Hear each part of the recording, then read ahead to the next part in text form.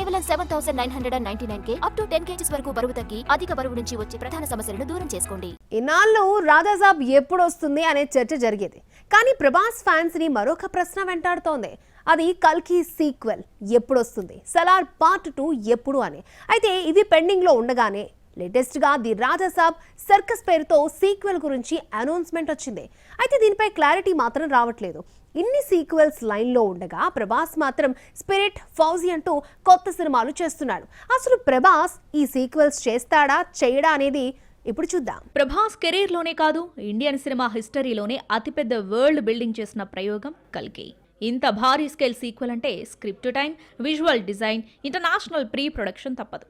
ఇంకా హీరోయిన్ విషయంలో దీపికా పదుకొనే తప్పుకోవడం, కొత్త హీరోయిన్ ఇంకా కన్ఫర్మ్ కాకపోవడం ఇవన్నీ డిలే కాదు, పర్ఫెక్షన్ కోసం క్యాప్. లేటెస్ట్ టాక్ ప్రకారం పార్ట్ 2 షూటింగ్ ఫిబ్రవరి 2026లో మొదలవుతుంది. మొదట కమల్ హాసన్ పార్ట్ షూట్ చేసి ఆ తర్వాత ప్రభాస్ సెట్స్ లోకి ఎంటర్ అవుతాడన్నట్టుగా తెలుస్తోంది. ఈసారి కథలు, కర్ణ, అశ్వత్థామ లైన్స్ పై మరింత లోతైన ఫోకస్ ఉండనుంది. దర్శకుడు నాగ్ అశ్విన్ కల్కి 2ని ఇంకా గ్రాండ్ గా, ఉత్కంఠభరితంగా తీర్చిదిద్దుతున్నాడట.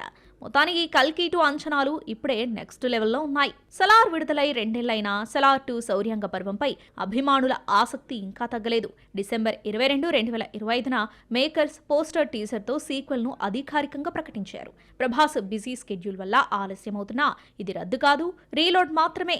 దర్శకుడు ప్రశాంత్ నీల్ ఈ పార్ట్లో ఫైట్స్, యాక్షన్స్ మరింత గ్రాండ్ గా ఉంటాయని క్లూ ఇచ్చాడు. ఇక పృథ్వీరాజ్ సుకుమారన్ కూడా మరోసారి ప్రభాస్ తో తలపడేందుకు రెడీ. అక్టోబర్ 2025 నుంచి షూటింగ్ రీస్టార్ట్ అయిందన్న టాక్ తో 2026 విడుదలపై అంచనాలున్నాయి. లేటెస్ట్ గా ది రాజాసాబ్ ప్రభాస్ కెరీర్ లో ఒక unexpected genre shift, horror, comedy plus mass entertainer. ఇప్పుడు ఇదే సినిమాకి ది రాజాసాబ్ సర్కస్ అనే సీక్వెల్ కన్ఫర్మ్ చేశారు మేకర్స్. ఫస్ట్ పార్ట్ ఎండ్ లో పార్ట్ 2 పై క్లారిటీ ఇచ్చారు. ఇది చాలా కీలకమైన సిగ్నల్. ప్రభాస్ సినిమాలు ఇప్పుడు ఒక సినిమాతో ఆగవు, ఫ్రాంచైజ్ కంపల్సరీ అని ఫీల్ అవుతున్నారు ఆడియన్స్. జనవరి 9న రిలీజ్ అయిన ది రాజాసాబ్ మిక్స్డ్ టాక్ తో థియేటర్స్ లో రన్ అవుతుంది.